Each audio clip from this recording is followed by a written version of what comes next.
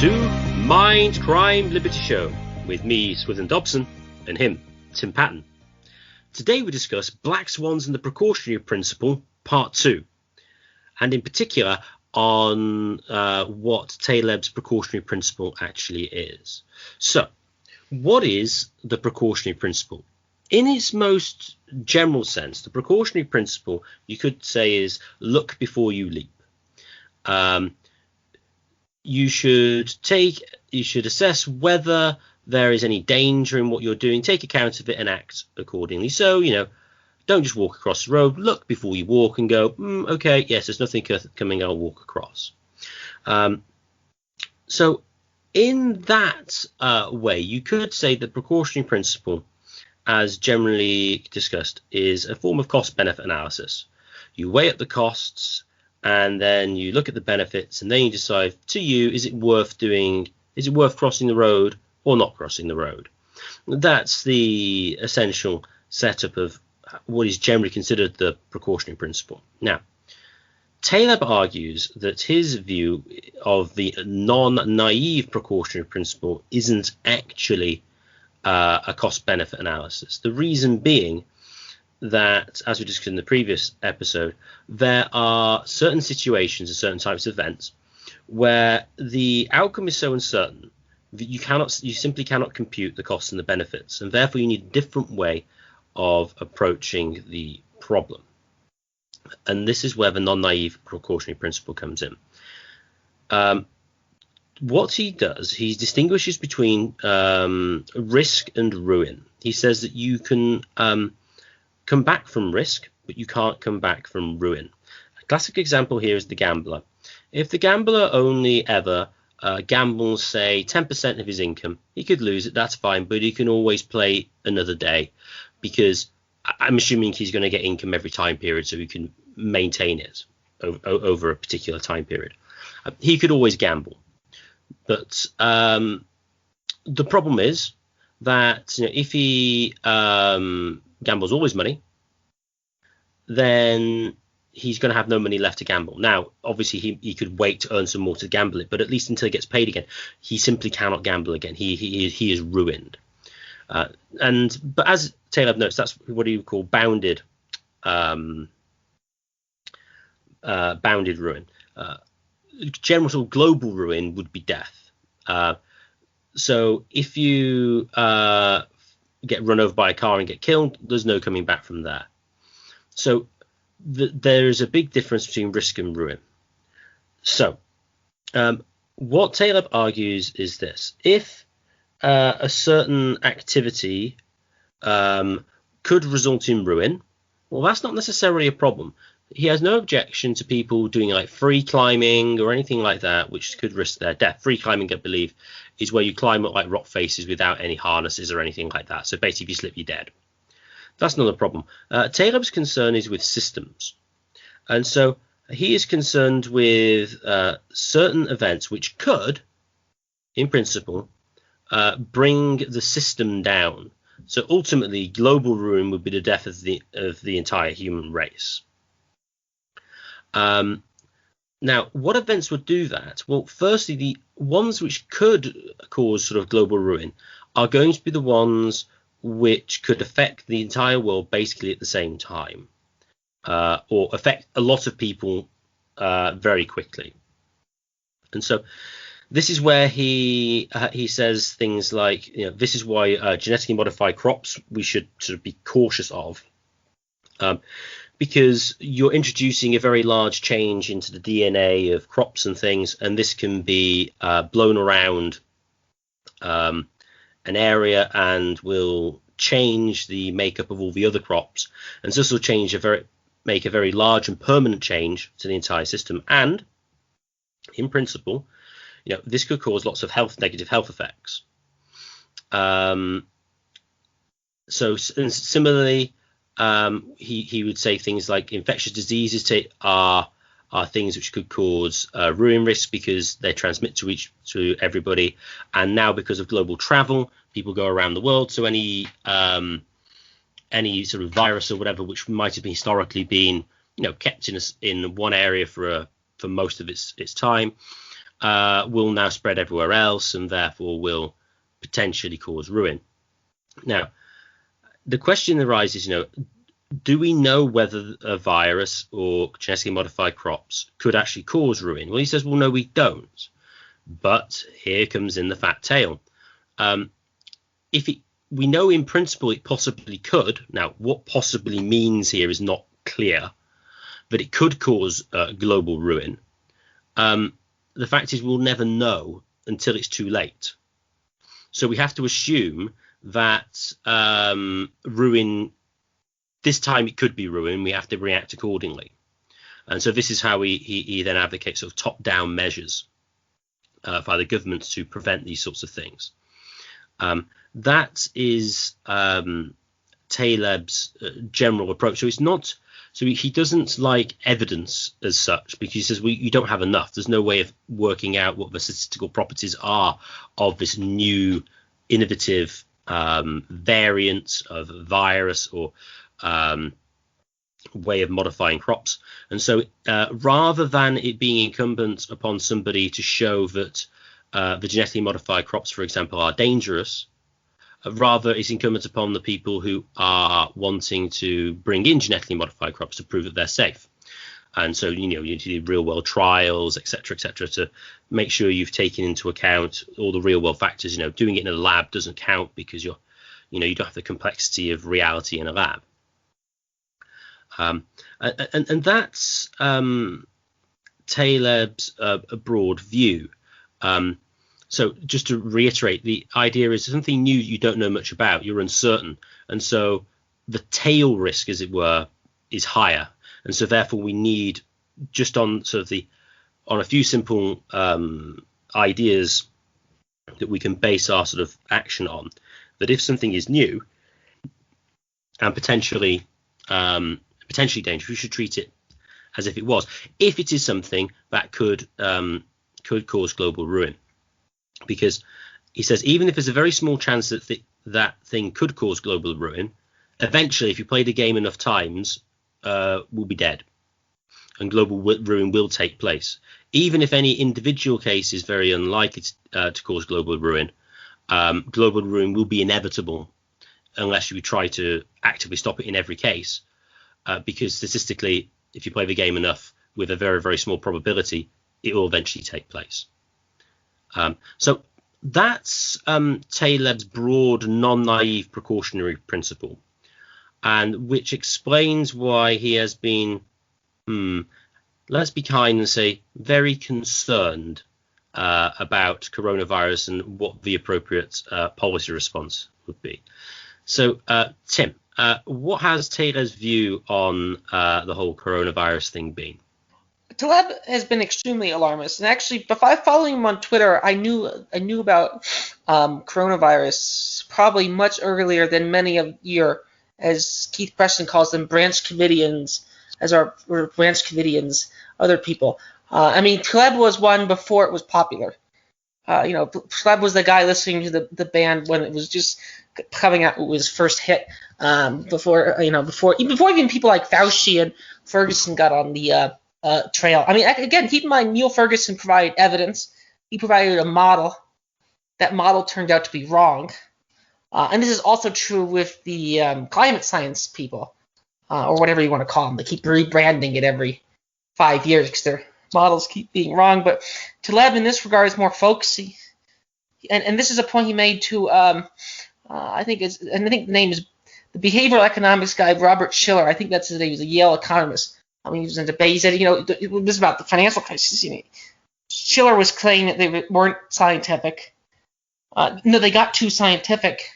Talking about bubbles as flaky. And Taleb said not scientific enough. And this goes back to the earlier episode we just did on, what exactly is and isn't science. One of the things I forgot to bring up with his critique of Gary North is that, this is Gary North again. Taleb correctly identifies David Hume as the world's supreme philosophical skeptic. Hume was obsessive, Taleb says. He never believed that a link between two items could be established as being causal. This is exactly what Hume believed. The question is, this is exactly what it is to be. One of the problems, you said it could cause ruin. Could it? Could it not? We don't know. And it's not clear that Taleb himself has any epistemology or foundation to supply a reason that we know that these things could provide. I mean, he's a skeptic. He's not looking for evidence. So with Taleb, with Taleb, we end up with a sort of strange problem where you're not really sure of what he comes to his thing, other than ruin. Now, I do agree with the fat tail.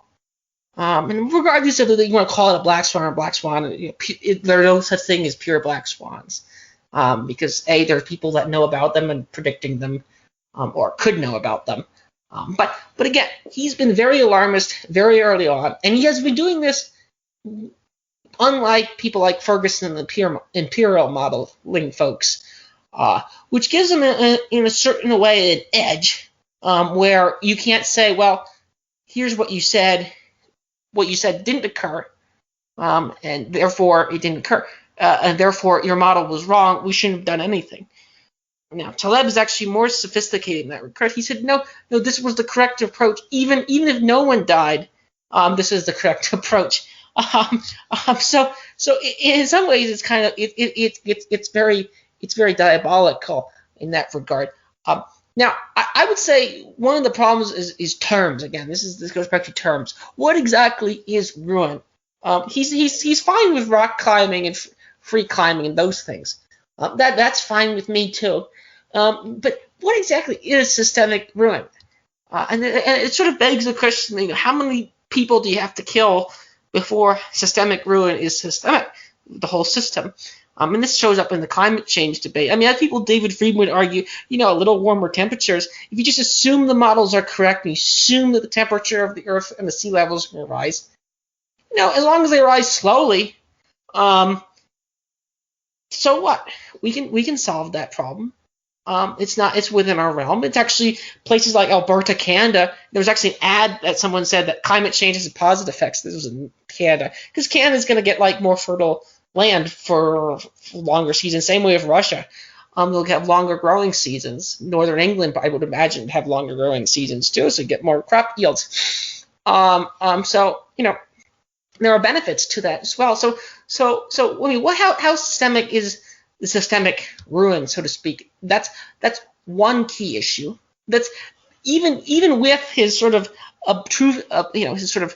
his inability to be nailed down with a hypothesis, which again, Mises himself and these sort of a priori people have this problem too.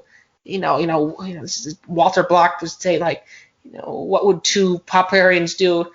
Well, they go for the two Austrians would go to the logic. Popperians would just run tests. And if he's running counter tests and counter testing, you get sort of in a rabbit hole of testing. So I do think there's a more sophisticated or folksiness. Whether it's the sophisticated or folksy is of some question. And actually, Taleb is pro-paranoia. He says, your grandmother, if there's water on the floor, you don't drink it. And actually, Taleb brings up a lot of old examples, people used to not want to go to doctors, and they just sort of use their sort of common sense and intuition.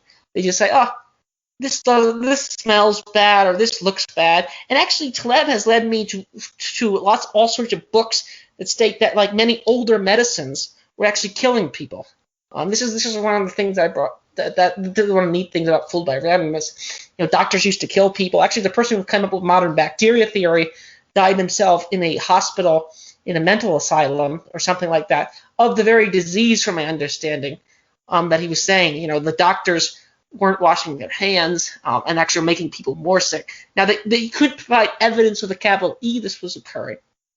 So yeah, my basic question I'm going to ask you, Swithun, is how systemic does systemic risk have to be for it to be a systemic risk? I use systemic 3 times in a sentence, because this doesn't really have how many people does it have to kill to get to qualify for that, and then number 2 is how can we actually hold Taleb accountable, or these sort of precautionary principles people accountable, so to speak, if it's even possible, or is this just paranoia and we just sort of have to trust the paranoia? Swithun?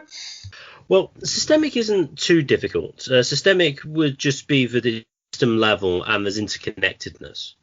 And so I wouldn't deny that there is some direct links that you can take place when you've got people moving around, potentially spreading virus. Now, that said, it could be spread other ways as well. So then you raise the question of,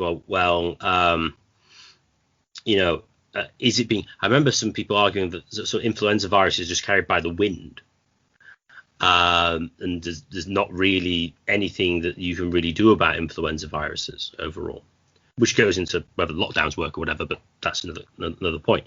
So I don't think systemic problem. The problem is the ruin. I think is the problem with Taleb's view.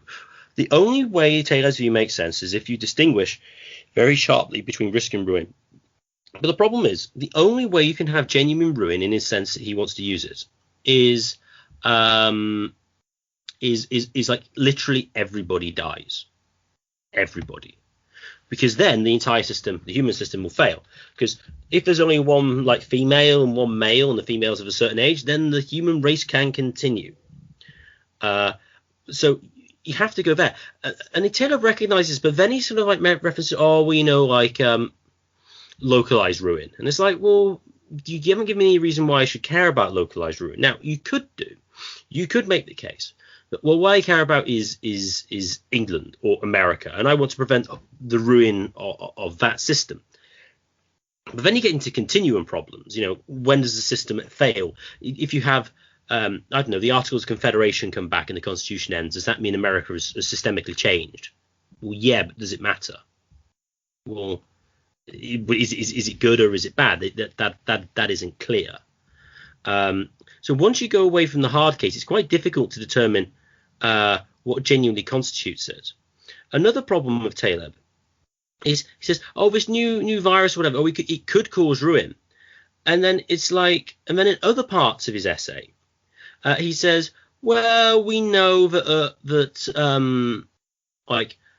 what was earthquakes? Earthquakes won't cause global ruin because we've had loads of them in the past and they've not killed us.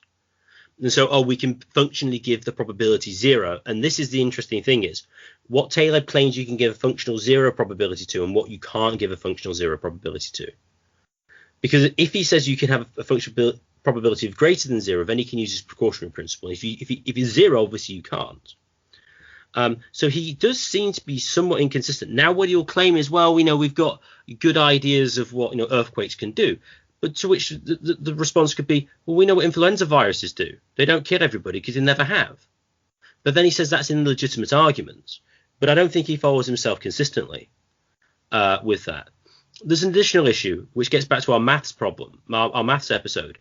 I think implicitly what's doing a lot of heavy lifting here is the notion of infinity. He doesn't say this explicitly, but his argument was this. If it is possible that a certain new innovation has a global ruin risk, and let's suppose we do this in the hardcore sense of everybody dies, literally all humans die, then what he says is if we assume it's not going to be a problem and act like that, then eventually, if we play this game enough, with a probability of 1, the whole human race will die. But that only makes sense if you play it an accountably infinite number of times. But you can't play the game accountably infinite number of times. Consequently, the probability is not 1. And therefore, the justification for his non-naive precautionary principle fails, because the justification of it is, well, it would definitely happen if we didn't do this sort of precautionary response eventually, so we have to treat as if this time was the one time it could happen. But the thing is, he can't actually tell us that would ever actually take place, because it would depend on a countably infinite number of events, which by definition cannot take place. Now, I've never heard Taleb on infinity, but I suspect he would accept the use of it, of countable infinities. So I think that is a real problem, and that does a lot of the lifting for Taleb. So actually, despite in his response and his responding to objections to the non-naive precautionary principle, saying you're just doing cost-benefit analysis, Taleb is in fact just doing cost-benefit analysis. Also, with Taleb as well, he just seems to ignore opportunity cost. It's like, oh, will you drink some, will you eat some sweets you found on the floor? Well, it's like, well, it depends. If I had an option between sweets from a bag that haven't been opened and sweets which were on the floor, well, I eat the one from the bag. But if there's an option between not eating and eating the sweets, well, I'll eat the sweets. And then Taylor will say, well, we know we can have short-term pain. We can do like hardcore lockdowns early on, and we know what's going to happen. We know what the cost of this is going to be, and it's worth taking them to prevent ruin. But the problem is, given his whole shtick on complexity, he has no idea what the costs of lockdown are going to be. We've never done them before. The world is a complex place, and all these various things happen. Interesting stat I saw today, apparently, China's economy, according to GDP, grew in 2020, whereas the entirety of America and Western Europe collapsed. Well, is this a good outcome? Could we have predicted this? Well, maybe you wouldn't have predicted it. But it'll have big ramifications for the future. Well, potentially, depending how badly damaged the Western and the US economies are following this. But the issue with Taleb is ruin and risk. And outside genuine global ruin, I don't think you can make a categorical distinction between risk and ruin. And his notion that you will eventually get kicked and everyone will die of global ruin with a new event is basically, I think, implicitly based on countable infinite number of events, which simply aren't possible. So, overall, Taleb is basically paranoid. That's basically the conclusion. The comment you made about infinity, I entirely agree with. I think it's a great point. You don't play the game an infinite number of times. So Taleb is using the precautionary principle. It's non-naive. It's a very naive cautionary principle, and it's bordering on hysteria because you don't play the game an infinite number of times. But one of the points that I think needs to be stressed is the point of intergenics. This is a point that I actually learned from Taleb. Now, again, this point's been around. Other sources have made this point. It's harm done by the healer. And actually, Taleb himself has been against, he calls it the interventionistas. He has a paper on that. Before this, he was very much against the interventionistas, the classic libertarian position to be against interventions because of unintended consequences.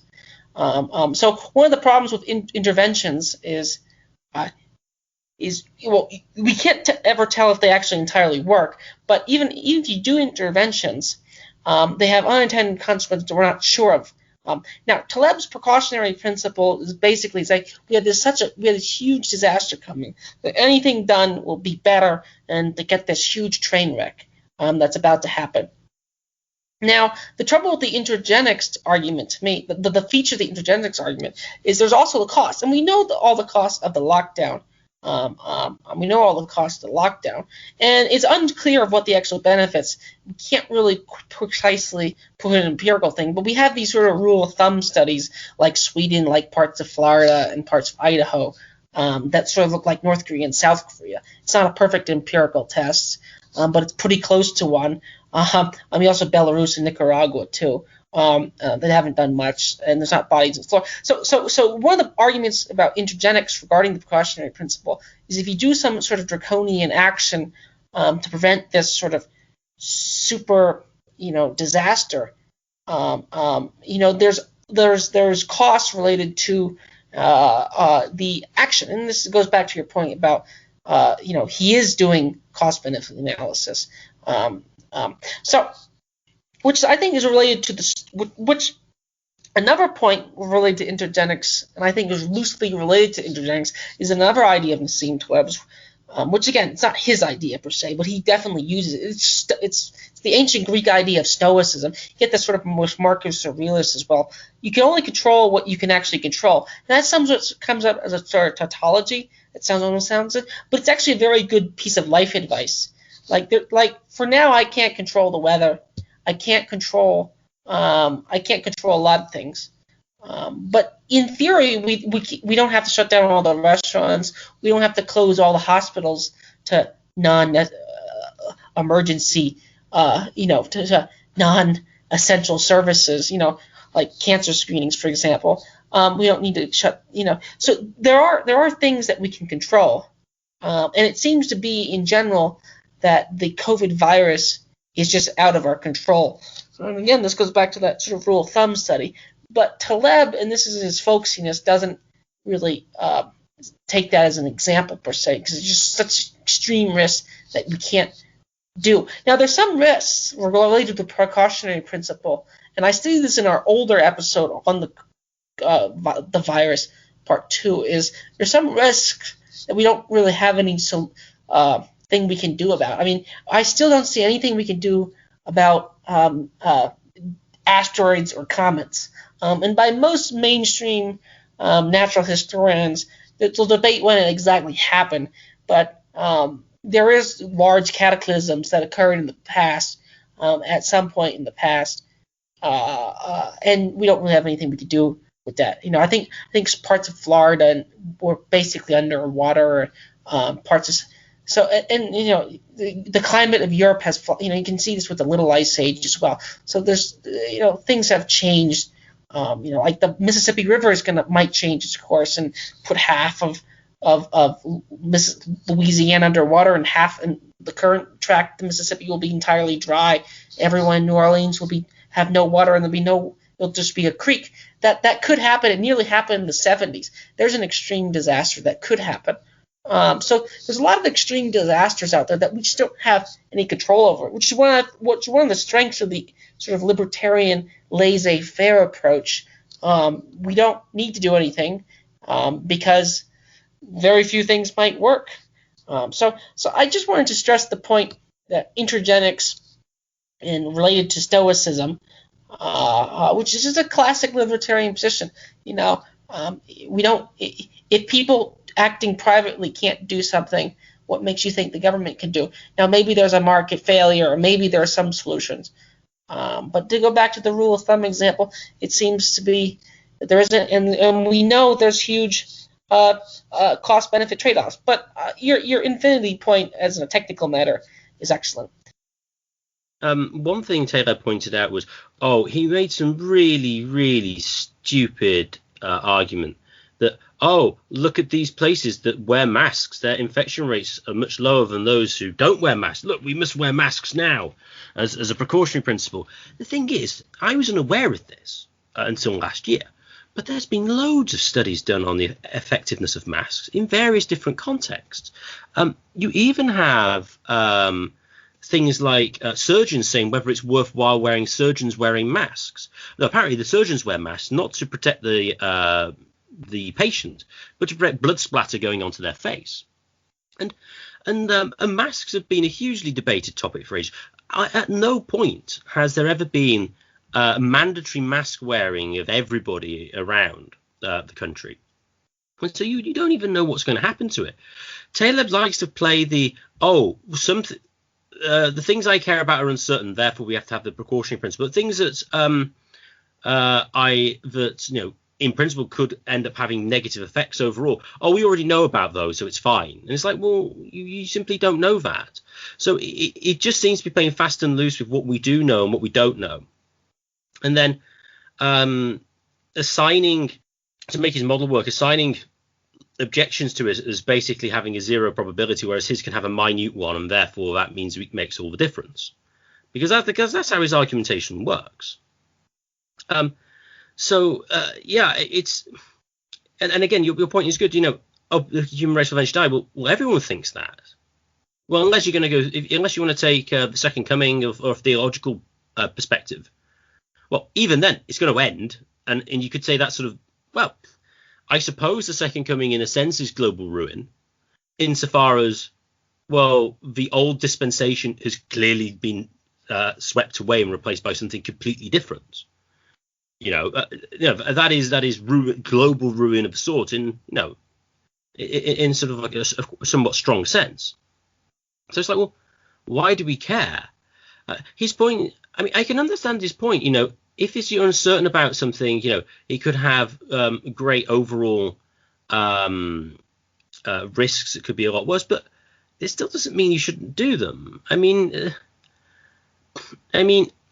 imagine the world that that Taleb could control the way he wanted to with coronavirus, what would have been the result of that? You would have had quarantines in every single country for 2 weeks.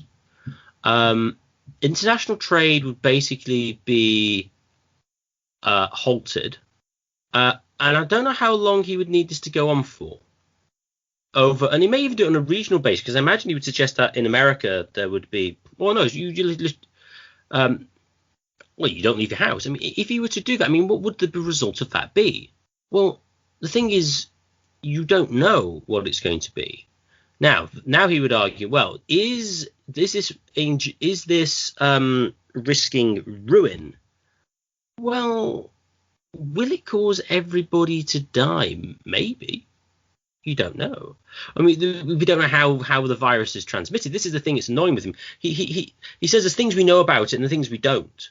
And it's like he continues to be a complete alarmist, even though we know what the infection fatality rate, broadly speaking, is, and it only affects old people primarily.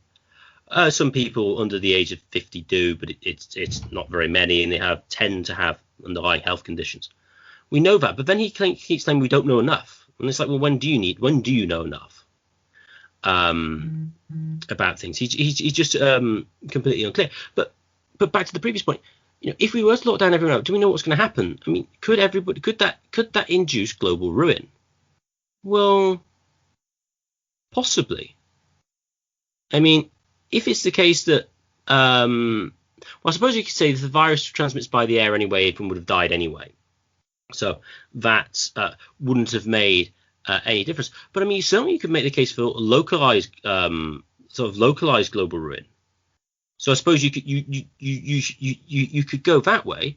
But then, as you pointed out, use the time preference point. Do we want to try to get the human race to exist forever? Well, it's like, well, everybody thinks it's going to end at some point.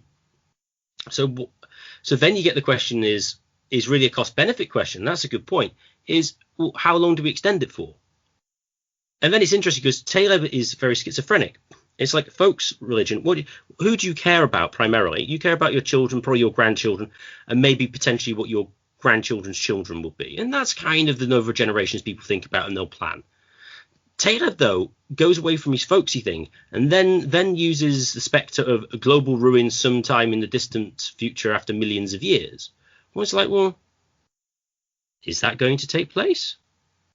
Well, I suppose it does. Well, so what? So I don't think he can actually get away from making cost-benefit claims, despite him trying to carve out a niche for him to saying he's not actually doing cost-benefit analysis. And as I said before, if he can't do that, then his non-naive precautionary principle literally just is cost-benefit analysis, which then is subject to all the criticisms that you could levy of that, especially of lockdowns and the unknown effects of them. So that would be my sort of a broad view on that. The precautionary principle ends up just being naively precautious, which is fine. It's fine to be precautious. Look before you leap. I do think his ideas are relevant, and there are certain policy aspects that I don't think are totally stupid. I don't think closing the borders of the United States or Britain for a week or two for China, when we know there's a virus, is actually a bad idea. And actually, in this regard, Trump did a good move in that regard. He should have reopened them fairly quickly afterwards. Now again, we're all the open borders crowd now. But I think the internal ones are sort of ridiculous. So yeah, we know those are could have problems. So I do think there's some mild things that don't cost a lot that can be taken.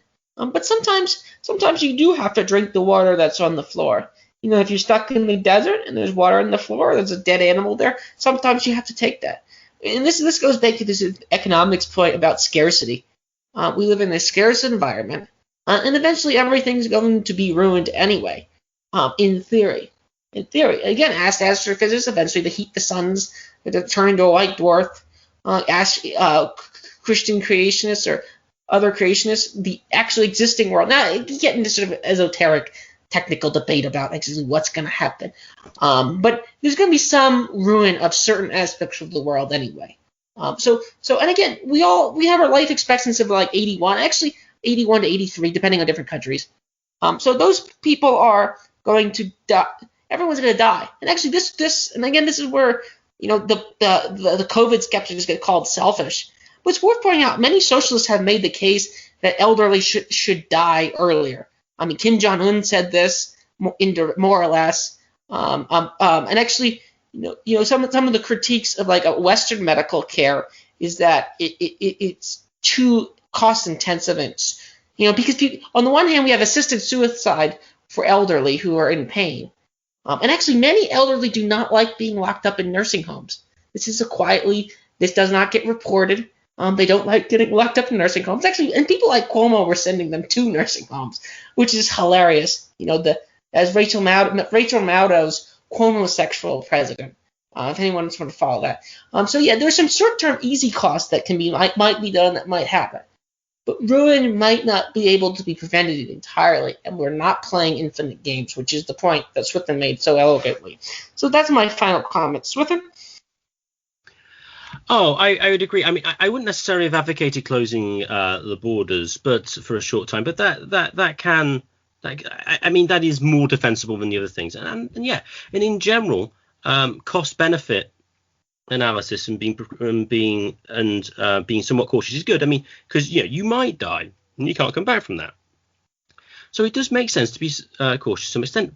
But the thing is, what Taleb has completely thrown out of the window is his general principle about skin in the game. You want people to make decisions about their own families, their own businesses, and to determine whether the costs outweigh the benefits. And if the costs outweigh the benefits, they don't do something. And if the benefits outweigh the costs, they do. This is not something that can be centrally decided of what the overall benefits and the overall costs are going to be in any meaningful sense. It's just arbitrary. And the people making those decisions do not bear the costs of those actions. I don't remember the government employees or the politicians missing a paycheck during any of these lockdowns. If they had, would they have taken a different position? Almost certainly. I think this shows that Taleb is ultimately a somewhat schizophrenic character. He should have remembered his skin in the game points with him, but he... Oh, yes, exactly. He completely thrown it out. He completely forgot the skin in the game. That's what he has, which is just bizarre, given that's what he's known for and that's his major thing. So, there's non-naive precautionary principle. It's just the basic precautionary principle. It's just cost-benefit analysis. And cost-benefit analysis only makes any sense. You have skin in the game. You don't have skin in the game. Therefore, none of this makes sense. And I think that would be a more consistent reading of Taleb's general thesis. I'd just like to thank everyone for listening now. If you've enjoyed this, please share it with your friends and family and subscribe to us on YouTube and Podbean. The more subscribers we get, the higher we go in the search rankings and the more people can listen to the show. And if you want to contact the show for any reason, please contact us at mindcrimelibертyshow@gmail.com. That's mindcrimelibертyshow@gmail.com.